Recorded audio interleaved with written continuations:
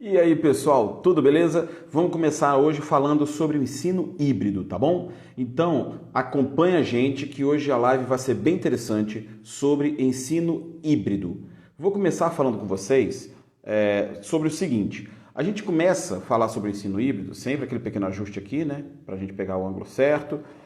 O ensino híbrido que a gente vai falar hoje, ele é o seguinte: o primeiro momento, a gente vai ter uma mistura dos conteúdos, tá? Uma mistura das realidades. Eu gosto de falar que é a mistura dos mundos, do perfeito de cada mundo, tá? A gente vai ter a mistura do mundo da internet com o mundo presencial, né? Porque a gente está com muita saudade, né? Já estamos há 120 dias, pelo que eu vi hoje, 120 dias que a gente está em casa, né? E se você não está respeitando a quarentena, respeita. É importante, é pela questão da saúde de todos nós, tá? Se você está nas atividades essenciais, é bem diferente. Mas fique em casa se você puder, tá bom? Bem, a questão do ensino híbrido, a gente vai ter a situação seguinte: você vai pegar a realidade da internet, a realidade do mundo presencial e juntar, mas não é fazer uma mera mistureba, né? Você pegar e fazer um arroz com ovo, por exemplo. É diferente. Oi, Giovana, seja bem-vinda. A gente vai fazer uma mistura com método, com técnica, vai fazer uma mistura com o processo, tá? Oi, Denise, seja bem-vinda. Então a gente vai ter uma questão de utilizar o conhecimento, tá? Utilizar a técnica para o ensino híbrido, certo? E como é que a gente vai fazer esse processo do ensino híbrido? São várias coisas. Eu vou trazer para vocês 6 passos sobre como a gente pode entender o ensino híbrido, tá? E depois... é meu aluno, Nicolas, seja bem-vindo.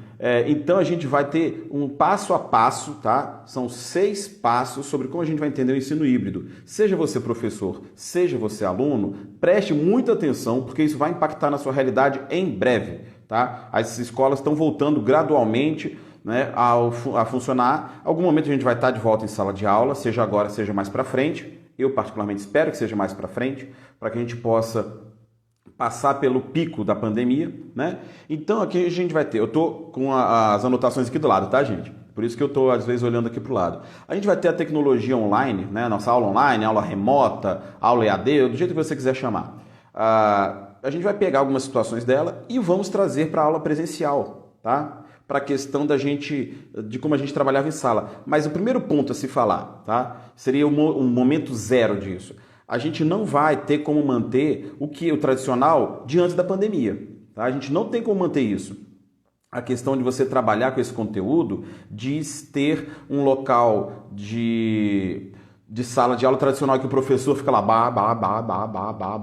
isso não vai ter mais. A gente vai ter que mudar essa proposta, tá? E aí eu vou falar também da questão da sala de aula invertida, porque é uma ideia excelente para a gente poder utilizar no ensino híbrido, tá? Então vamos lá. O ensino híbrido, o que vai ser? A gente tem que repensar como é que funciona a sala de aula, como eu falei, né? A questão do tradicional e tal. A gente normalmente vai fazer o quê? Inverter a realidade da sala de aula. De que maneira que a gente vai inverter? Normalmente a gente coloca o seguinte: a gente tem a questão que o dever de casa, né? A gente manda uma tarefa, a gente fala na sala de aula e manda um dever de casa. E aí isso vai mudar, né? Na proposta do ensino híbrido, a gente tem uma outra ideia, que seria o seguinte: a gente pega e vai trabalhar, o mandar para casa vai ser o quê? O aluno vê um vídeo, o aluno lê um texto, o aluno fazer uma pesquisa sobre algum assunto, porque na aula presencial, tá? Na nossa aula presencial, a gente vai ter o estudo de caso. Exemplo: se eu mando para um aluno meu, por exemplo, o Nicolas, que está assistindo a gente aí, se eu mando para o meu aluno, olha, vocês pesquisem sobre a democracia grega, que a gente vai falar sobre a democracia de Atenas, e vamos trazer isso para o dia de hoje. Os alunos vão ler, vão estudar, vão pesquisar sobre as eleições, e aí quando chegar em sala, a gente vai analisar, por exemplo, a eleição de 2018. A questão do primeiro turno, a questão do segundo turno, como é que é o nosso sistema eleitoral, o que funciona no nosso sistema eleitoral que é diferente daquela época, o que permanece. Então são momentos que a gente vai ter de conexão com aquele conteúdo. O aluno já deu uma estudada, já deu uma olhada antes e ele vai ver a aplicação prática daquilo. Ele vai ver como que a gente pode estudar aquilo, entender aquilo na realidade de hoje. É muito mais interessante do que ficar falando. Tá, Jambeiro, mas Me conta o seguinte, e o aluno que não gosta da disciplina, o aluno que não gosta da matéria, como é que ele vai fazer isso? Muitas vezes, o aluno não gosta da matéria porque ele não acha interessante o professor ficar só... Então, o que acontece? O professor, quando ele muda a forma de trabalho e o aluno percebe que está todo mundo participando, todo mundo está indo, estuda em casa, analisa e tal, e volta e participa, ele vai ter um negócio que a gente chama de efeito manada. Ele vai sentir que ele precisa participar. Opa, sacudi tudo aqui agora. Ele vai perceber que precisa participar, porque senão ele vai ficar para trás. E como os adolescentes, os jovens, são gregários, eles estão sempre querendo estar juntos, opa, eu não vou ficar de fora, eu vou participar junto com os meus colegas, eu vou estudar em casa, vou ler, vou analisar, vou trocar ideia. Aí vai da criatividade do professor, pode criar um grupo no Facebook para os alunos participarem em subgrupos, pode criar um grupo no Telegram em que eles troquem ideias, um grupo no WhatsApp. Aí vai da criatividade de cada um, né? E aí você fazer com que isso funcione, né? Então você inverte, o que era dever de casa vira trabalho de sala e o que era trabalho de sala vira dever de casa. E funciona muito bem, tá? A gente inverte isso para poder trabalhar dessa maneira. Inclusive, agora nesse segundo semestre, eu, Jambeiro, tinha já feito alguns testes nisso, vai ser algo habitual nas minhas aulas, de fazer esse processo invertido. A gente precisa de um tempo de transição, normalmente, mas a gente já está vivendo esse tempo de transição, que é o que o pessoal está vivendo aqui na pandemia, né? A gente está trabalhando online, então o aluno já está acostumado com a tecnologia, e isso facilita, tá? Bem, a gente vai falar, travou? Opa, pera aí então, deixa eu ver a internet aqui como é que tá, só um segundinho. Não, tô com a internet ótima aqui, beleza. Então assim, o que a gente vai ter? O primeiro passo do ensino híbrido vai ser o quê? O maior engajamento dos alunos no aprendizado. E de que maneira que a gente faz esse engajamento aumentar? De que maneira que a gente faz o aluno participar mais do processo? Opa, peraí, aqui, é isso. De que forma que a gente vai fazer? Primeira coisa, você, aluno, tem que ter mais disciplina nos estudos. Se dedicar mesmo, correr atrás, ir para o computador, ao invés de ficar vendo Now United, ficar vendo Beyoncé, ficar vendo sei lá quem mais, vendo vídeo de meme no YouTube, pega e vai assistir o vídeo do que o professor tiver indicado, né? Ou no próprio canal do professor, ou no outro canal que ele indique. O que importa é você fazer a atividade que o professor falou e colocando no seu mundo, o mundo digital, o mundo tecnológico. Oi, Malu, tudo bem? Seja bem-vinda. E aí a gente vai ter a questão de entrar no mundo dele. O aluno já está em frente ao computador, no YouTube, está nas redes, faz isso ser útil para o seu aluno. E se você é estudante, fale com o seu professor, olha, eu quero a sala de aula invertida, eu quero o ensino híbrido. Porque todas as escolas estão falando que agora, no retorno da pandemia, né, a gente vai ter o ensino híbrido, mas muita gente não sabe o que é o ensino híbrido. Os professores falam, as escolas estão falando, e não é, como eu repito, não é somente você botar a opção de aula presencial e aula online. Não é só isso, tá? Como eu falei, o sistema muda, o processo vai mudar, tá? E aí é importantíssimo também que tanto o professor quanto principalmente o aluno estude previamente o conteúdo. Você tem que estudar o conteúdo antes, porque senão o professor vai chegar na sala de aula, bora lá, vamos estudar, fazer o estudo de casa. Vocês viram o vídeo, estudaram o texto e tal? Não, aí o professor quebra as pernas, né? E tem que fazer aquela aula modorrenta, tradicional, tá? Então é importante isso. O primeiro passo, tá? São 2 pontinhos. Aprender a ter disciplina nos estudos. Você tem que estudar. Você, professor, você, aluno, tem que estudar, tá? O que o professor passar, ver vídeos, etc. E o segundo ponto, estudar previamente o conteúdo, tá? É a parte do aluno se dedicar, tá? E aí a família que estiver me assistindo agora, ao vivo ou gravado, a família precisa estar jogando junto, tá? É fundamental que vocês joguem junto conosco.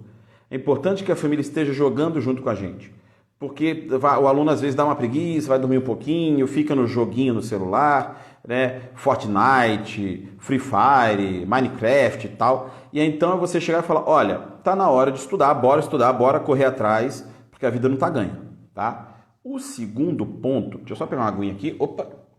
O segundo ponto que a gente tem é a questão de melhora do aproveitamento do tempo do professor. Tá? A gente consegue melhorar o nosso tempo. Como assim? Como que o professor vai melhorar o tempo? Como você não fica somente preso ao quadro, né? Você pode utilizar variadas tecnologias, colocar um vídeo para os alunos assistirem em sala, ou mandar também o vídeo para casa, como eu falei. Você pode utilizar, e eu acho muito interessante, eu tenho utilizado e vou utilizar mais ainda, o Google Forms. Eu adoro o Google Forms, gente. É incrível. Por quê? A gente pega esse Google Forms e coloca como uma lista de exercícios, né? Faz uma lista de exercícios, manda para os alunos e aí depois os alunos fazem ali na aula, né? O estudo de caso pode ser em cima disso também. Ó, vocês entenderam bem o que a gente trabalhou na aula? Então tá aqui, ó, estudo de caso é esse daqui, tal. Aí o aluno faz o estudo de caso, né? Estudou em casa, chega na sala, faz aquele na hora, entrou em sala, você já manda o link para eles no grupo que você já criou, tá? Seja no grupo que você já criou, e aí os alunos entram, fazem a avaliação, fazem o negócio, a avaliação nem é o nome correto, né? Você faz, ele faz esses pequenos exercícios na hora, em 5 minutos. Oi, Tariane, tudo bem? Em 5 minutos você já sabe se os alunos realmente entenderam aquilo que trabalharam em casa, que leram, que viram e tal. E aí você já sabe até aonde poder apontar no desenvolver da aula, né? Então, se você utiliza a tecnologia a seu favor, você cria esse formulário, né, o Google Forms, faz alguns 5 exercícios, 5 pontinhos, marcar X, né, marcar o item, que aí já engloba o que você vai trabalhar na aula. Eles chegam, clica ali, já fez a avaliação, ou até antes, você disponibiliza cedo, ele já vem, quando você chega em sala, você já sabe, opa, beleza, o pessoal mandou bem em tudo. Não, erraram um bocado de coisa, então eu já sei que eu tenho que durante essa aula de estudo de caso, eu tenho que aprofundar as orientações de tal ponto ou tal ponto. Qual é a grande mudança? O professor deixa de ser o detentor supremo do conhecimento e ele se torna um orientador, um mentor, tá? Ele se torna o chefe da equipe, ao invés de ser o líder supremo, tá? A mudança é bem interessante. O terceiro ponto que a gente tem vai ser a questão da ampliação do potencial da educação, tá? Porque a gente vai ter um cenário na transição do Covid, né, nessa mudança que a gente tem agora entre a nossa realidade online, que há 100 e tantos dias, e o que vai acontecer mais para frente, não se sabe se agora ou mais demorado um pouco, mas a gente voltando às salas de aula, a gente tem que mudar o processo de educação. E isso passa, como eu falei, pela família participar mais com os estudantes e do professor entender essa mudança, tá? Porque o novo normal que as pessoas estão chamando, a gente vai ter muita tecnologia, mas muita. Vai ser a utilização do celular, aqui ó, do nosso celular, vai ser a utilização da realidade virtual, vai ser a utilização de jogos, vai ser várias coisas, a gente vai ter várias utilizações para a tecnologia. Tá? Então, se a gente consegue otimizar isso, se a gente consegue fazer com que a tecnologia jogue junto conosco, é ótimo, é lindo, é maravilhoso. Tá? Então é importante que a gente tenha essa noção de que quanto mais a gente utilizar a tecnologia de forma organizada, de forma planejada, nas aulas vai ser mais interessante, né? Então a gente está falando da questão da hibridicidade, agora não sei qual é a palavra, tá? Do processo do ensino híbrido, a gente vai ter os dois lados da moeda, tá? Sempre lembrando isso, a gente vai ter a tecnologia e o presencial. O ponto 4, tá? O ponto 4 vai ser o planejamento personalizado e acompanhamento de cada aluno. Isso é fundamental que você professor, ou você família, entenda, porque ele vai trabalhar na seguinte ideia. Acompanha aqui comigo. Primeiro que é um trabalho de equipe. Tá? O professor vai fazer o papel dele de estar sendo o orientador daquela equipe, daquele grupo, orientador daqueles alunos no processo, mas a gente tem também a situação em que você vai ter o papel da orientação educacional, em que a orientação educacional vai atrás dos alunos que não estão participando da sala de aula, ou presencial ou online, vão descobrir o porquê, vai dar o apoio da escola. A direção tem que dar uma estrutura de trabalho para o professor que seja eficaz. Nesse momento, equipamento de proteção individual, famosas EPI, né? A máscara, talvez aquele protetor de acrílico, luva se for o caso, né? Eu não sei como é que eu vou chegar nas salas de aula, parecendo um astronauta, não sei, mas com certeza com a máscara, tá? Então, a questão da escola, da direção, dar essa estrutura, dar essa base, o professor fazer o seu papel de mediador, a orientação e a coordenação fazerem o seu papel também, né? De dar esse apoio, esse background, esses bastidores do professor, tá? E outra coisa, a gente tem que fazer um planejamento de aula muito bem trabalhado, muito bem organizado, porque o planejamento de aula é que vai fazer com que a gente possa utilizar bem essa tecnologia. Se a gente tem um planejamento meia boca, a aula vai ser meia boca, gente. Tá? Se você faz um planejamento mais ou menos, a sua aula vai ser uma bosta. Tá? Então você tem que estar preparado e preparada para que possa ser feita uma aula legal, uma aula boa, uma aula que vai dar rendimento, vai dar frutos. Tá? E aí a gente tem a questão de pensar também, e muita atenção nisso, pensar no aluno com laudo. O que é aluno com laudo, ô Jambeiro? É aquele aluno que tem dislexia, tem hiperatividade, déficit de atenção, às vezes tem síndrome de Down, ou ele vai ter autismo, Asperger, tem várias situações.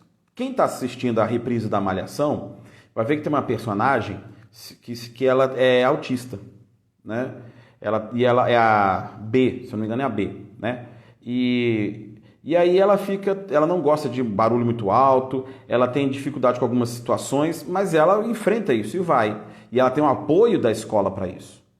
Então, quando você tem o apoio da escola, o professor tem o apoio da escola e tem o seu bom planejamento e tal, a coisa anda. Quando você tem esse projeto, esse preparo para trabalhar com o seu aluno, as coisas vão, tá? Porque não adianta você pensar que o aluno é um número. O aluno não é um número. E a diferença que vai ser feita daqui para frente é o professor ver o aluno não como um número, mas ver o aluno como uma pessoa. O fundamental é que você veja o seu aluno como uma pessoa. Se você vê ele como um número, você está perdido. Tá? Nem o financeiro da escola deve olhar para o aluno como um número. Tá? Porque eles vão ter emoções, sentimentos, problemas, felicidades, aspirações. Tá? E aí a gente precisa entender isso, que o aluno não é um número, o aluno é uma pessoa. Tá? É fundamental observar isso. E aí o seu planejamento ir em cima dessa linha. Tá? O quinto passo, ele é mais extenso, eu vou falar aqui bastante, porque tem muito aluno que fala para mim, Jambeiro, eu sou burro, eu não entendo o que você fala. Não, você não é burro, de forma alguma. E isso é coisa que colocaram, introjetaram, jogaram dentro da sua cabeça, empurraram. Você não é burro. E é esse ponto agora que eu vou falar sobre isso. Tá? O ponto 5 do ensino híbrido, ele vai trabalhar com o quê? A gente oferecer experiências de aprendizagem para o aluno. Tá? O aluno vai ter experiências diferentes de aprendizagem. Um exemplo simples que eu fiz hoje e tenho feito nos últimos dias. Eu estou dando aula, eu compartilho minha tela e eu vou passear pelo Google Maps com os alunos. Eu vou hoje, por exemplo, eu fui para o Rio Nilo, fui para o Egito, mostrei as pirâmides para os meus alunos. Aí eu cheguei na visão aérea, eu joguei bonequinho lá no Street View, a gente viu as pirâmides, como se a gente estivesse no local das pirâmides.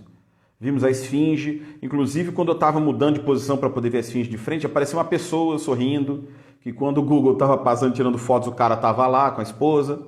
Então, a gente tem a questão de trazer uma experiência diferente para o aluno. Isso é importante. A experiência do aluno, se ela é diferenciada, ela vai ser positiva. Tá? Você, quando vai fazer uma viagem, você não quer necessariamente ficar todos os dias da sua viagem no hotel. Você chegou, beleza, vai descansar no hotel? Vou dormir. No dia seguinte você quer passear. Você vai curtir. A experiência da viagem vai valer a pena. Né? Você vai estar observando os pontos turísticos, vai num restaurante, vai ver uma peça de teatro, uma ópera, um museu. Você vai conhecer o local em que você está. Seja no Brasil, seja no exterior. Né? Você vai, então, fazer curtir o processo. Né? Você vai ter uma experiência nova. Isso que as pessoas muito têm falado. Experiência. Tudo quanto é empresa fala disso. A experiência é legal. Mas é verdade. Porque quando você tem essa experiência de fazer algo diferente, você evolui, você cresce, você muda. Então, na sala de aula, quando a gente oferecer essa experiência de aprendizagem diferenciada, tá? A gente tem que conectar ela com o seguinte, a experiência nova com as diferentes formas de aprender dos alunos. E aí que eu chego no que eu vou falar. Os alunos têm o que a gente chama de inteligências múltiplas. Tem um cara chamado Howard Gardner que ele publicou nos anos 80, um estudo falando sobre isso. Ele foi o primeiro que trouxe essa ideia, né, com força, a questão das inteligências múltiplas, tá? E aí o que a gente vai ter nas inteligências múltiplas? Elas são basicamente 7 aqui, ó. Deixa eu pegar aqui na imagem aqui que está curtinha a tela, né? 7. Ou aqui, 7. Tá? E quais são essas 7 inteligências? Eu vou falar e depois vou analisar cada uma, tá? Lógico-matemática, linguística, espacial, físico-sinestésica, interpessoal, intrapessoal e musical. Tá? E o que é cada uma delas? Quando a gente fala do aluno e tal, o aluno se coloca como, eu sou burro. Não, ele não é burro, de forma alguma. Só que ele tem alguma dessas inteligências mais desenvolvida do que a outra. Antes dos anos 80 não se tinha essa ideia. Se o menino não ia bem em todas as disciplinas, tu é burro. E não existe isso.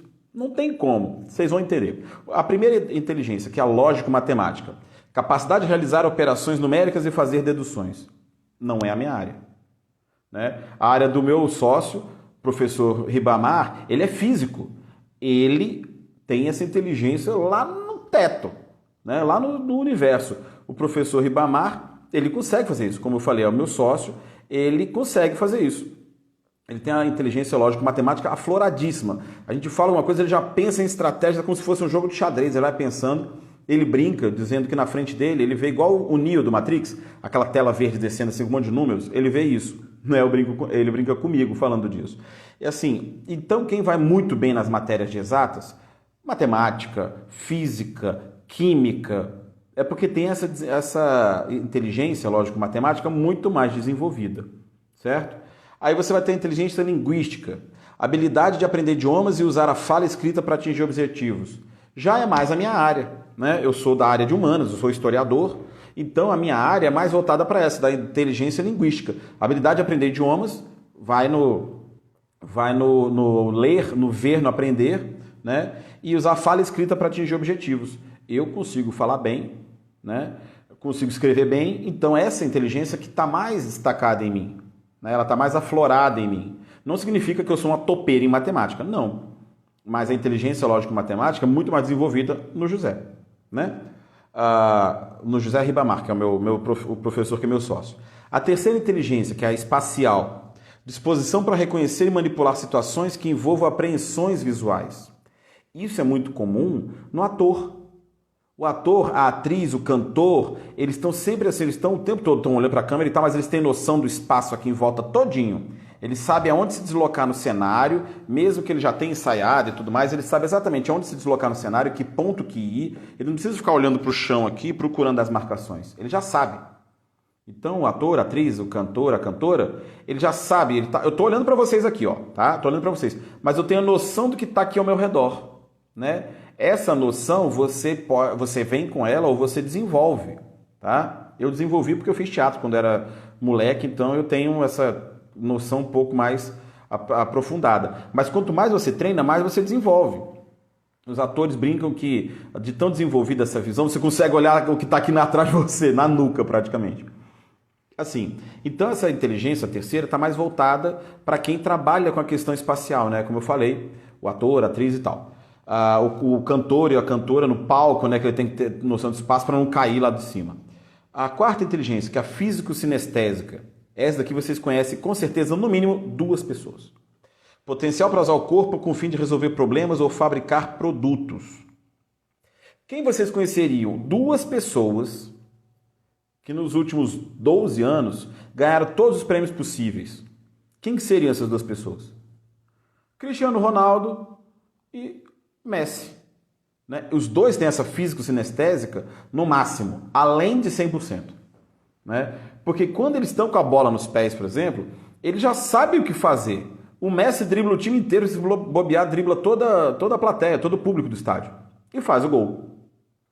E o CR7 também, o Cristiano Ronaldo também, ele sai driblando todo mundo, ele já tem a noção. Ele pega aqui, ele lança no cara lá, ele já corre para a posição, o cara já lança de volta para ele, rede. Então, os grandes jogadores de futebol, eles têm essa inteligência muito aflorada, muito desenvolvida. Romário, Ronaldinho Gaúcho, Ronaldo Fenômeno, Kaká, Zico, Pelé, Garrincha, todo mundo. Todos os grandes jogadores que entraram para a história, né, todos eles têm essas características. Né? Professor, mas e o goleiro do time, ele tem isso também? Claro, ele está no time, ele joga bola, né? Só que a posição dele é diferenciada, né? A sexta inteligência, tá? Desculpa, a quinta inteligência, que é a tal interpessoal, né? Essa inteligência interpessoal é a capacidade de entender as intenções e desejos dos outros e, consequentemente, se relacionar bem em sociedade. Essa inteligência está conectada com uma outra coisa que nós professores temos que estar bem ligados, a BNCC, a Base Nacional Comum Curricular, que continua sendo cobrada, tá? Ela continua sendo cobrada no dia a dia. A gente está online na pandemia, mas ela continua valendo. Essa inteligência interpessoal, ela é uma das competências lá da BNCC, a competência número 8, se eu não me engano, tá? De novo, capacidade de entender as intenções e desejos dos outros e, consequentemente, se relacionar bem em sociedade. Lá, ela está com o nome de empatia, tá? Você se colocar no lugar do outro. E é uma capacidade, né? Aqui é uma inteligência, na BNCC é uma competência em que você vai trabalhar o seguinte, principalmente a questão do bullying. O cara que fica fazendo bullying, eu faço bullying com você. Por quê? Né? Será que se eu estivesse no seu lugar eu ia me sentir bem? Não ia, então não faça bullying. Né? É a ideia, as coisas que vão começando a se encaixar, estão vendo? A sexta inteligência é intrapessoal, inclinação para se conhecer e usar o entendimento de si mesmo para alcançar certos fins. São as pessoas que são mais introjetadas, são mais na dela, né? São mais fechadas um pouco, não necessariamente tímidas, mas são mais na dela. Elas observam muito, não falam tanto, né? E a sétima é a inteligência musical, também com artistas, né? Principalmente músicos, né? De percussão, violão e tal, e canto. Tá? A aptidão para tocar, apreciar e compor padrões musicais. Né? Você conhece um grande violonista, eu conheço vários. Violonista, um pandeirista, o cara que toca uma percussão, quem canta, né? Vai ter essa inteligência muito aflorada. Uma Ivete Sangalo, um Caetano Veloso, minha irmã Renata Jambeiro, daqui a pouco ele deve aparecer por aí. Renata Jambeiro, minha irmã, compositora, atriz, cantora, ela vai ter essas inteligências bem desenvolvidas também, né? Então, assim, quando a gente pega o aluno falando sobre a questão de que ele é falado, ele se chama de burro, de não sei, entendo, não consigo entender e tal, ou pior, quando a família chama ele de burro, quando chega pai ou mãe, mas tu é burro, como é que você tirou nota baixa nessa disciplina? Ela é tão fácil. Pais, nunca façam isso, porque a disciplina pode ser fácil para você, mas não para o seu filho. Se você é bom em humanas, não necessariamente seu filho vai ser bom em humanas, ou sua filha. Entenda isso, cada indivíduo é um indivíduo. Então, se você, digamos que o seu João, que é o pai, ele é ótimo em humanas, ele adora ler, ele escreve muito bem e tal, e o filho ou a filha passa raspando com as notas na área de humanas, de português, história, geografia, mas destrói em exatas, claramente você tem as ideias deles mais focadas na questão da inteligência lógico-matemática e não tanto na área de humanas, né? Que seria na questão da inteligência linguística. Certo? Entenderam? Então nunca mais fale que seu filho é burro. E você, aluno, nunca mais se chame de burro. Você não é burro, de forma alguma. Você tem algumas inteligências mais desenvolvidas do que as outras. Tá? E você, professor, não chame jamais o seu aluno de burro. Por duas razões. 3, melhor dizendo. Primeiro, você está sendo um cara extremamente estúpido em fazer isso. Segundo, você pode ser demitido por justa causa por causa disso. E terceiro, você está sendo extremamente discriminatório. Porque você já sabe disso, você, professor, sabe, e se não sabia, está sabendo agora, que tem essas inteligências. Então, o seu aluno, ele vai estar englobando isso. Normalmente, você tem algumas dessas inteligências em mais destaque, não é só uma, tá? Digamos, o Cristiano Ronaldo, como eu falei, ele vai ter inteligência físico-sinestésica, né, do movimento muito desenvolvida, mas ele também fala muito bem quando é entrevistado. Então, a linguística, ele vai conseguir utilizar essa inteligência para participar bem. Olá, pessoal, vocês estão entrando? Isabela, tudo bem? Fabiane, tia Mary, minha tia está aqui, ó, que legal. Thaís Costa, sejam bem-vindos. Isso é legal, né? Até a família está prestigiando a gente. Então, assim, a gente tem aqui essas ideias, né? A gente consegue fazer com que o ambiente do aluno fique melhor. Quando o professor entende a situação dessas várias inteligências, ele sabe, esse aluno que seguidamente tira nota baixa comigo, mas está correndo atrás, está se dedicando, está moendo pedra com os dentes, ele está correndo atrás. Ele não tem essa inteligência tão desenvolvida, mas ele tem outras. Né? Eu tenho uma aluna do 7º ano que faz lutas e ela tem uma certa dificuldade em história, mas ela corre atrás, ela se desenvolve. Né? É desse jeito. Ela não tem essa inteligência linguística tão desenvolvida, mas ela tem a físico-sinestésica excelente. Ela ganha vários campeonatos, tem um monte de troféu. Né? Então, a gente tem que ter essa noção, certo? Para a gente poder entender como é que a gente vai poder oferecer uma experiência de aprendizagem diferente para o aluno. Aí você vai ter 30 alunos numa sala. Dá para você planejar 30 experiências diferentes? Infelizmente não dá. A gente não tem como fazer isso, um professor só. Mas aí entra o que eu falei no outro ponto, né, no ponto 4, desses 6 passos do ensino híbrido. Quando a gente fala de planejar junto com a escola, cada professor buscar na sua área desenvolver as inteligências, a escola fazer um projeto unificado das inteligências emocionais, inteligências emocionais não, das inteligências múltiplas, tá? E fazer com que isso seja algo que agregue a turma, que agregue os alunos, certo? E aí a gente vem para o último ponto, que eu adoro esse ponto também, da questão da aula do ensino híbrido, certo? Falando sempre da questão também da sala de aula invertida. A gente precisa entrar no universo do aluno, a gente precisa entrar no mundo do adolescente, no mundo do jovem, até no mundo da criança. Se você é professor ou professora de atividades, que são as crianças pequenininhas, assista Mundo Bita, assista Galinha Pitadinha, Dora Aventureira, tudo quanto é desenho de criança você tem que assistir. Porque aí você vai entrar no universo das crianças e elas vão te entender. Como assim? Eu utilizo muito isso, tá? E dá muito, muito resultado. Jogos, filmes, desenhos, músicas, para que você consiga fazer com que o aluno entenda o conteúdo. Se eu vou explicar, por exemplo, a questão hoje, dando uma aula de filosofia hoje, eu estava falando sobre o cinismo, que é uma escola filosófica da Grécia Antiga, e mostrei Diógenes, que era um filósofo. Se eu fico falando das teorias do cinismo, putz, ia ser um saco, gente. O que eu fiz? Eu peguei uma coisa que todo mundo assiste, os pais assistem, os filhos assistem, os avós já assistiram. Eu comparei o Diógenes, que era esse filósofo, com o Chaves. Pronto. As crianças entenderam assim, ó, na hora. Por quê? O Diógenes, ele vivia num barril. Ele vivia num barril, numa rua, numa cidade grega. Ele usava trapos para se vestir, vivia junto de cachorros, né? E ele não queria luxo nem riqueza, ele achava que a vida simples era a melhor vida. E aí, o Roberto Bolanhos, que foi quem criou o personagem do Chaves, ele se inspirou no cinismo, nesse filósofo, o Diógenes. Tanto é que ele criou o próprio personagem, e ele interpretava o personagem, que é o Chaves, que mora num barril no meio de uma vila. Ele não mora numa casa. Ele mora num barril, né? Então, o paralelo que se fez, e muita gente nunca tinha percebido isso, é a questão de eu conseguir linkar o Chaves com a filosofia. Outro exemplo, eu falo no 9º ano, foi no começo do ano, eu falei também em filosofia com minha turma do 9º ano, sobre 2 filósofos, Friedrich Nietzsche e Karl Marx. Pesado, né? Comparei com a trilogia Matrix. Morreu o assunto, ficou super fácil, os alunos entenderam assim, ó, por quê? Porque também, Andressa, é desse jeito, porque a questão que a gente tem também no Matrix, porque o Nietzsche ele vai falar o quê? Você tem o Uber-Homem, né? Um homem que está acima de tudo, que é o Neo, ele está acima da Matrix, ele consegue sair e entrar da Matrix quando ele quer, né? E aí você tem o quê na filosofia do Nietzsche? Você sai daquela realidade e observa ela de fora. Você desconstrói aquela realidade para entender aquela realidade, para poder alterar aquela realidade. Nisso eu trabalho no primeiro filme do Matrix, pronto.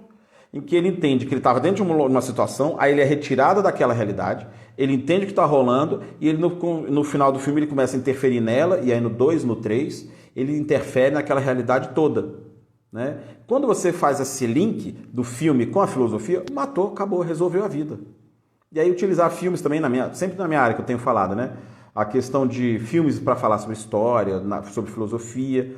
Você pode pegar, por exemplo, Velozes e Furiosos e trabalhar física, velho. Você pode pegar Velozes e Furiosos, os 40 filmes que já tem, e trabalhar física. Aquele monte de arrancada que eles têm, a corrida vai e tal, não sei o quê. Pegar um trecho do filme. E aí os meninos entenderem a questão da variação da velocidade, variação do tempo, né? Eu sempre lembro que era a fórmula velocidade é igual a ΔS sobre ΔT, que era o tempo o espaço que você deslocava, né? A distância e o tempo que você levava. E aí você calcula a velocidade, que é o mesmo raciocínio do radar eletrônico. Você vai passar numa barreira, aparece lá 60, aí o seu carro aparece 72, pem, levou multa. Por quê? O computador foi programado ali para, num tempo X, numa fração de segundo X, o carro passa ali. Se tiver o pneu passando naquele tempo que está programado, não tem multa. Se passar num tempo menor, significa que você estava mais rápido. Aí você, leva a foto e vai pagar uma multa e ganha pontos na sua carteira. Viu como é que a gente consegue botar tudo nos dias de hoje e fazer funcionar? Outro exemplo. Eu estava conversando com o professor José Ribamar, né, que eu falei, é meu sócio, e a gente pensando, conversando e tal, e ele colocou numa aula dele os desenhos, foi do mundo de Gumball, né? Ele pegando aquelas coisas, ele mostrando, olha, é impossível ter uma professora, o Gumball tem uma professora que é gigantesca, ela nem aparece toda na televisão. Falou, não dava para fazer isso, por quê? A perna dela é muito fina, o corpo dela é muito grande, muito pesado, então não dava e tal. E aí ele mostrou como é que poderia ser uma diferenciação, né? Qual que seria o tamanho ideal daquele personagem para poder se equilibrar e tal. E utilizar desenhos, né? Quando você é pequenininho, a criança pequena, professor de atividades e tal, pegar o Mundo Bita, por exemplo, que as crianças estão vendo muita questão de movimento, som, cores, e fazer uma aula com eles, né? Entrando na questão de você trabalhar com a realidade daquelas crianças. Né? Porque criança hoje de 1 ano já sabe entrar no YouTube, gente, já sabe jogar joguinho no celular, já sabe dar o play de novo no vídeo no YouTube, né? Já conseguem fazer isso. Então, oi Adriana, seja bem-vinda, Fundação Ocidente, sejam muito bem-vindos. E aí então a gente pegar músicas, é um outro campo que eu adoro trabalhar e vale muito a pena você trabalhar também. Pegar música para poder trabalhar em sala de aula, nessa aula invertida. Falar com os alunos, por exemplo, olha, vamos falar sobre o racismo que existe ainda hoje na solicitação, racismo, discriminação e tal. Já aceita aí, Adriana, só um instantinho. Na questão do racismo, do preconceito, da discriminação e tal, vamos ouvir uma música do Gabriel Pensador, né? Que é Lavagem Cerebral, que ele fala: racismo, preconceito e discriminação em geral é uma burrice coletiva sem explicação. Afinal, que justificativa você me dá para um povo que precisa de união, mas demonstra claramente, infelizmente, preconceitos 1000 de natureza diferente, mostrando que essa gente do Brasil é muito burra e não enxerga um palmo à sua frente. E aí ele vai falando sobre a questão do racismo, preconceito e tal. Então, pegar uma música, pegar um hip hop, pegar uma música, sei lá, uma tradução da Beyoncé. Eu vou trabalhar, por exemplo, daqui a 2 semanas, vai ter a Semana de Tecnologia para Professores, em que eu vou ensinar muita coisa para os professores. Tudo que eu sei sobre ensinar, sobre tecnologias e sobre a BNCC, né, eu vou ensinar para os professores nessa semana. E uma das aulas, eu vou trabalhar com isso, com música.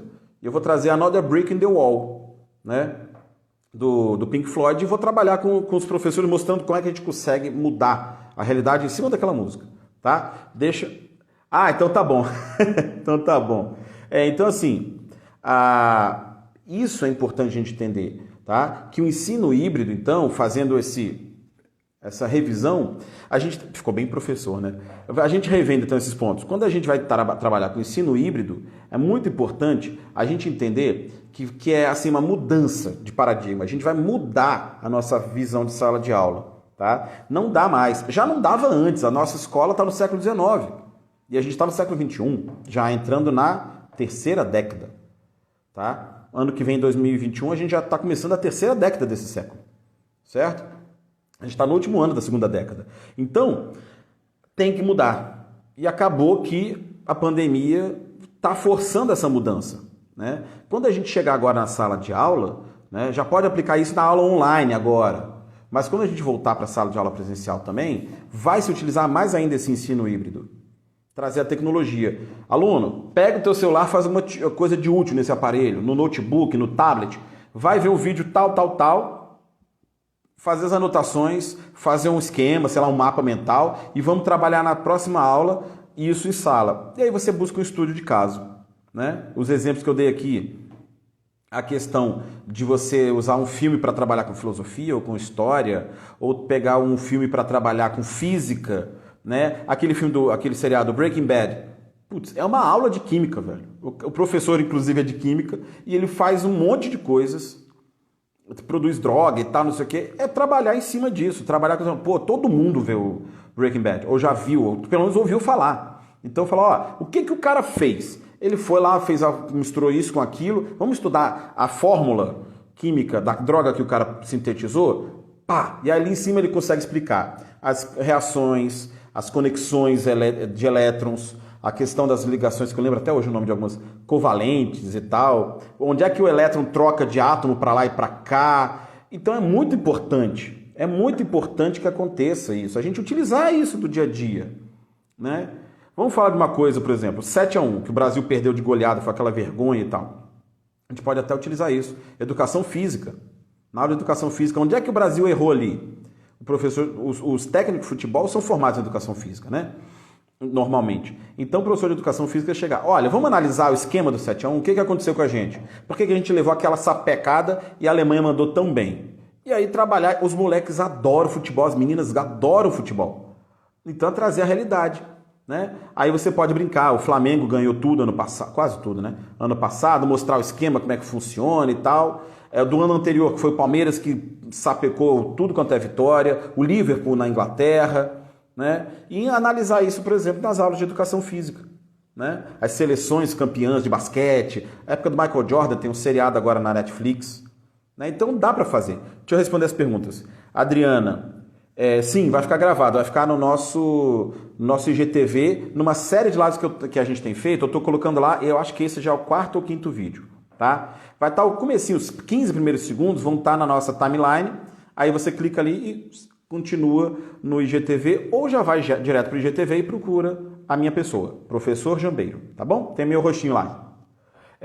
Andressa, no online precisa muito de ensino híbrido, sim, as crianças estão muito dispersas. Por exemplo, Andressa tem uma criança pequenininha, filha dela miudinha, né, novinha. O professor ou a professora da turma dela consegue trabalhar isso também, né? Chegar e falar para a criança, para os pais, né, assistirem com a criança, alguma coisa que a professora pensou ali, né? Ver um Mundo Bita, ver um desenho animado, fazer algum jogo, alguma coisa, e depois trazer isso para a aula online, né? Aí, por exemplo, que você brinque com o jogo. Tem aquele jogo de montar palavras, né? Filho, o que é que você está brincando? Bola. Aí você monta a palavra e mostra. Ah, sabia que isso daqui é bola? Claro que a criança não vai aprender de uma vez o que é a bola e tal. Mas ela vai começar a mexer as pedrinhas, vai brincar ali. Às vezes tem a bola e a bolinha, né, desenhada assim na pedrinha e aí tal. Aí quando a professora vai dar aula, já facilita, porque a criança já teve algum contato, alguma conexão com aquilo, né? Ou você, sei lá, ser criativo, pegar uma régua aqui, por exemplo, ó. Pegar aqui, ó. Pegar uma régua, né? Tá brilhando aqui por causa do ring light. Pegar uma régua, você passa um papel aqui e bota as sílabas, por exemplo, que você precisa trabalhar naquela turma. Aí você pega um grampo de roupa e vai marcando. O que é isso daqui? Por exemplo, professor compartilha a tela. Aí é uma bola. O que é isso daqui? Ah, uma bola. Começa com que letra? Né? Começa com que sílaba? Aqui, ó. Aí os pais estão ajudando quando necessário, né? Ba, bé, bi, bo. Essa daqui. Então separa o grampo de roupa aqui, aí a criança já sabe. Ela começa a identificar, ela vai trabalhando. Então dá para utilizar a sala de aula invertida, o ensino híbrido, com todo mundo, tá? Funciona com todo mundo. Dá para trabalhar bem com todos os níveis de ensino, tá? Que mais? Podem mandar perguntas aí, gente. Nós temos ainda 17 minutos. Só beber um pouquinho mais de água. Acabei de perceber que eu estou quase sem água.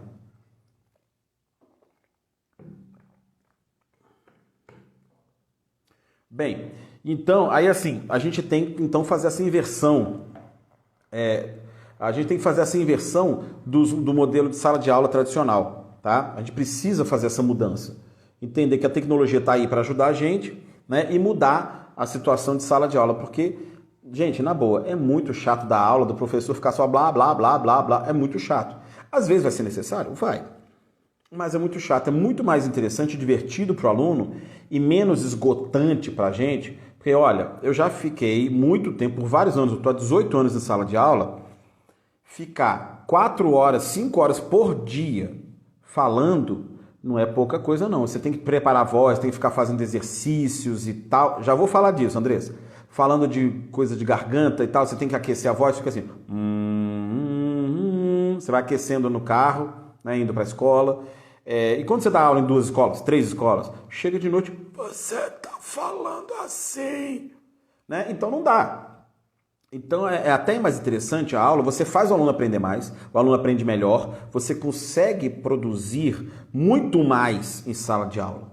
Né? A sala de aula invertida, o ensino híbrido funcionam muito e muito bem para quem quer correr atrás. Né? Não adianta a gente chegar e falar aqui e o professor achar que está ganho. Não, é estudar, é pensar, analisar. Isso vai fazer parte também do produto que eu vou trazer para vocês na semana de 20 a 24.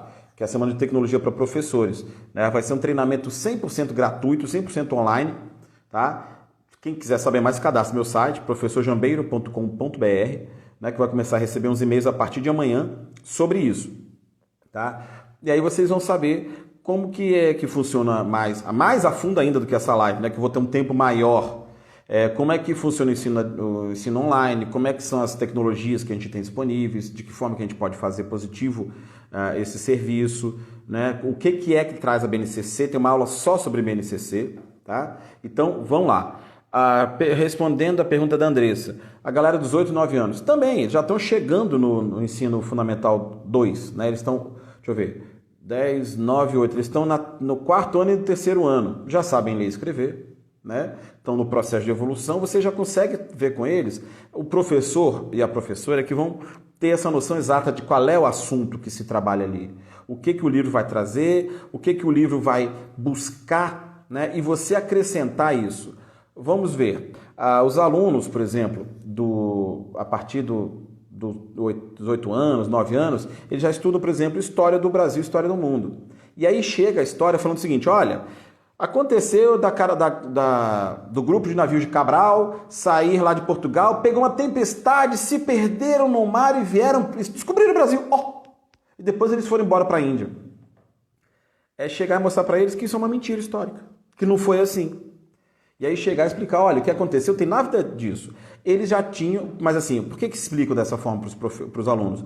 Porque a molecada não ia conseguir entender muito bem, é o argumento que se utiliza e eu discordo, eles não iam entender muito bem o que eu vou falar agora. O que acontece? Você tinha um conceito chamado uti possidetis, efetiva posse. Só é teu se você tomar posse de verdade da parada. E aí os portugueses vieram aqui tomar posse do Brasil. Por quê? 1492. Já tinha acontecido a descoberta da América, aí sim, descobriu mesmo. Colombo chegou aqui e descobriu. 2 anos depois, em 94, Tratado de Tordesilhas, que dividiu o mundo entre Portugal e Espanha. Como é que Portugal sabia... Opa, quase que eu derrubo aqui. Como é que Portugal sabia que tinha terra por aqui, se isso era uma informação privada da Espanha? Já tinha informação que tinha vazado, já existia espionagem naquela época. Então as pessoas já estavam sabendo disso. Tanto é que a Espanha oferece 100 milhas náuticas, Portugal quer 400, eles fecham em 300 e alguma coisa. Porque sabia que já ia pegar terra daqui do Brasil. Né? Então quando eles vêm em 1500 é para tomar posse. Né? E até interessante, eu fiz um vídeo desse, de 2 minutinhos explicando, um aluno meu animou, virou como se fosse um desenho animado, ficou ótimo. Então se o professor de 8, 9 anos pega e fala, olha gente, o que o livro está falando aqui tem nada a ver, viu? Pega o vídeo do professor Jambeiro e assiste, pá, aí coloca o vídeo. Aí os alunos vão entender, porque é uma explicação rápida, didática, direcionada, com desenhozinhos, é super incrível. Um aluno meu fez ano passado, um aluno com 11 anos, ele mexe com edição e tal, o moleque é porreta. Ele fez. Né? E eu passo todo ano para os alunos para mostrar. É uma forma do aluno de 8, 9 anos entender alguma coisa, né? Dessa proposta que eu estou falando, entendeu? Adriana, deixa eu ver. Fiz uma live de festa junina e pedi com antecedência que meus alunos fizessem uma pequena pesquisa sobre comidas típicas. Foi bem interessante a empolgação das crianças falando das curiosidades. É isso. Perfeito, Adriana, é isso. O aluno entender essas situações. De onde é que surgiu o pé de moleque? Por que tem a maçã do amor? Por que tem a brincadeira de derrubar a latinha da pescaria? Como é que é a festa junina... Aí a gente pode pegar, por exemplo, falando aqui de Brasília. Como é que são as festas juninas aqui? São de tal tipo. Como é que é a festa junina no Rio Grande do Sul? Qual é a comida típica do Rio Grande do Sul? A festa junina de lá é igual a daqui? Como é que é a festa junina lá em Campina Grande, que tem o maior São João do mundo? Né? Como é que você vai ter essa festa junina? Né? Como é que é a alimentação? Como é que é a música? Como é que é o estilo de dança? Né? Então nisso você já consegue envolver um monte de coisa. Você consegue... Oi, Tuti, tudo bem? Seja bem-vinda. Você consegue pegar, num exemplo deste de festa junina, como a Adriana falou, a gente consegue pegar aula de culinária, que as crianças do Fundamental 1 e principalmente do infantil têm, né? Aula de culinária, porque está falando das comidas. Você pode falar de matemática, falando, cada um faz um prato diferente. Maria, você vai fazer um bolo, Pedro vai fazer um pé de moleque, com a ajuda das famílias, claro. Aí as crianças vão ter noção de volume, de quantidade, do que é para botar aqui e para botar lá, com a ajuda da família. Fica uma coisa divertida, a família vai poder fazer um bolo junto, a criancinha fazendo o bolo, botando um pouquinho do fermento, tá mexendo. Nossa, mãe, o bolo cresceu e tal. Então, fazer as crianças participarem disso, né? Vão entender a questão de ciências, né? A gente come, depois a comida vira cocô. Como é que funciona o sistema digestivo? Né? Então, olha o tanto de coisa que a gente consegue trabalhar fazendo esse pedido antecipado, as famílias planejando, se organizando. Como é que é a aula do ensino híbrido, essa aula invertida, como é que fica? Fica maravilhosa, gente. Fica muito bom. Pegando a questão das músicas, você pode puxar, né? E como é que se compõe a música, qual é o instrumento, o professor de música da escola e pegar, olha, nesse forró aqui, né, vamos pegar um clássico, Luiz Gonzaga, Asa Branca. Né? Olha como é que é a música. Tarará, tá, tarará, tarará, tá, tarará. Tá? O cantor da família não sou eu, tá? É minha irmã. Então me perdoe. Aí assim, ele mostrar como é que a gente faz isso. A gente pode fazer com a voz. Vamos fazer com o instrumento. Aí o professor pode tocar um violão e as crianças cantando. Então são infinitas possibilidades. Beleza? Podem perguntar aí. Tiver alguma dúvida, algum comentário, manda aí.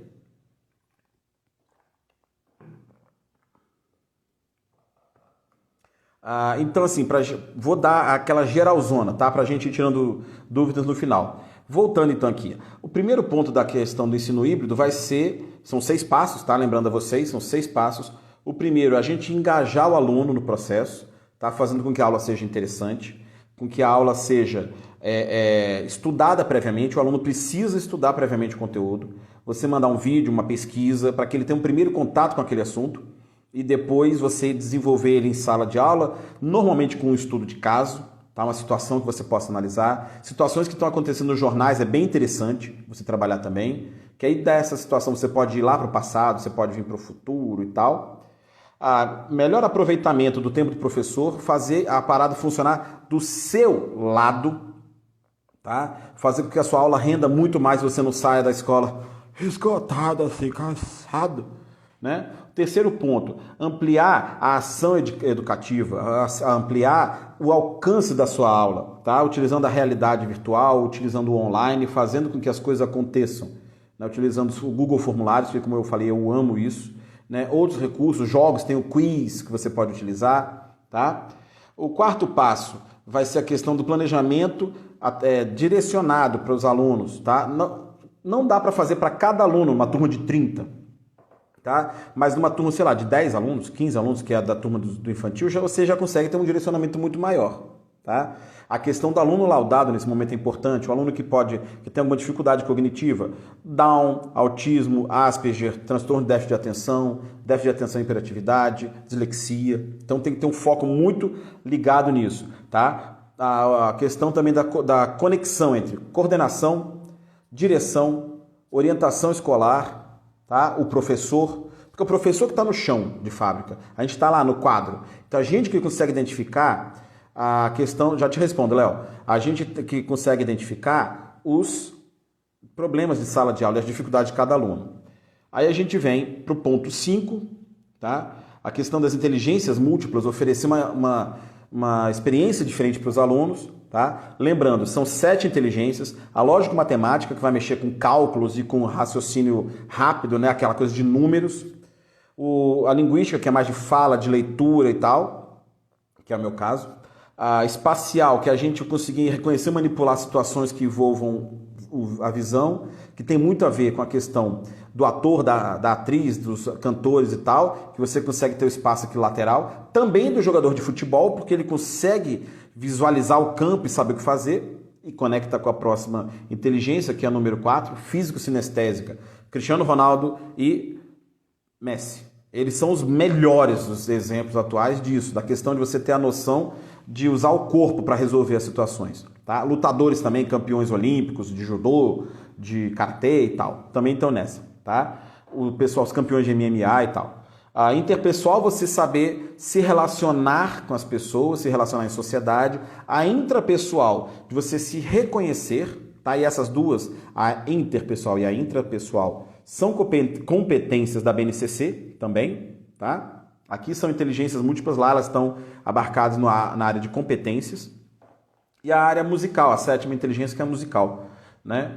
Que é de você saber compor, tocar um instrumento, entender, né, a musicalidade. E a gente vai ter várias dessas áreas ligadas. E o último é a você aproximar da realidade escolar com o cotidiano do aluno, com jogos, músicas, etc. Vamos ver aqui então. TUT. Aqui a professora da Sofia fez culinária e a professora de dança mandou coreografia. 15 segundos para cada aluno. Resultado, festa junina virtual. Excelente, mando meus parabéns para ela, é isso mesmo. Tem que ser assim, a gente tem que usar a tecnologia a nosso favor. Tem que ser assim. Senão a gente enlouquece. A gente já não pode sair, não pode ver as pessoas, os amigos, às vezes os parentes. Tem que ser criativo, né? E quando voltar às aulas presenciais, que a gente puder fazer isso tudo, continuar utilizando no ensino híbrido. De novo a TUT. O que fazer quando os pais respondem pelos filhos nas aulas online? Cara, é uma realidade. Mas aí os pais estão dinamitando os filhos, os pais estão sacaneando os filhos sem perceber. Os pais estão querendo fazer pelos filhos e estão mais atrapalhando do que ajudando. Ah, mas meu filho é pequenininho, tadinho dele e tal, não sei o quê. Gente, a criança vai acertar e vai errar. Você acertou e errou até se tornar adulto.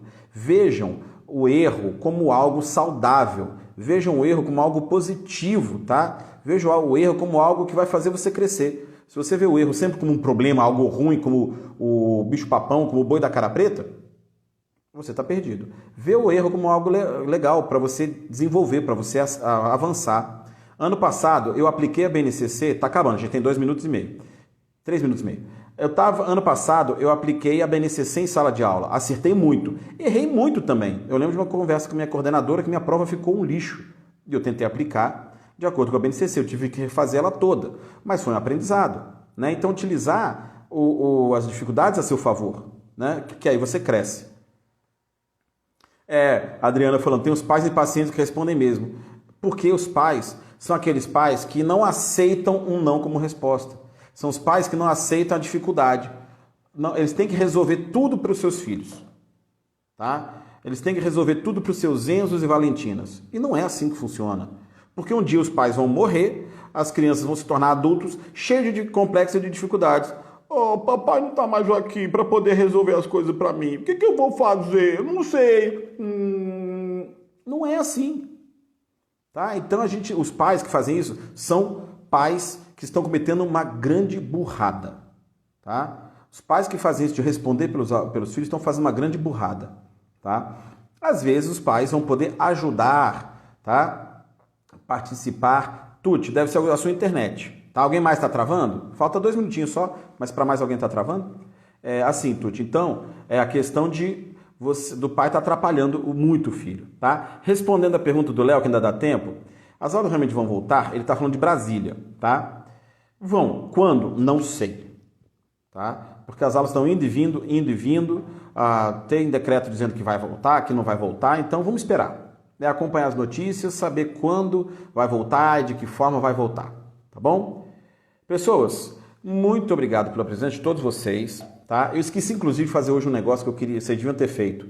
Peguem essa live de hoje, ela está acabando aqui, tá? Pega no aviãozinho que está aqui embaixo, ó, bem aqui embaixo, e manda para os seus amigos professores que vocês acham que vão gostar dessa live, tá? E na semana que vem, toda quinta-feira, a gente tem uma live, tá? Sobre algum assunto sobre educação. Durante a semana eu divulgo qual é o tema da próxima.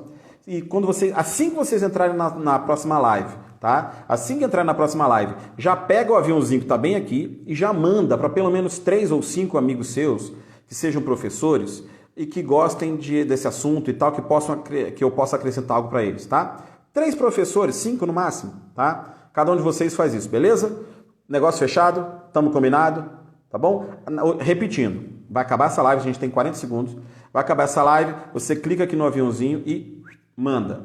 Se já estiver no IGTV, vai lá no e-mail IGTV, professor Jambeiro, clica aqui no aviãozinho e manda para os seus amigos professores, tá? E na próxima live, assim que você entrar, já clica aqui e manda, tá bom? Contagem regressiva dos 20 segundos finais. Quero agradecer muito, enormemente, de coração. A Sempre Disruptiva chegou, mas tá acabando. Quero agradecer de coração vocês. Um beijo. Muito obrigado.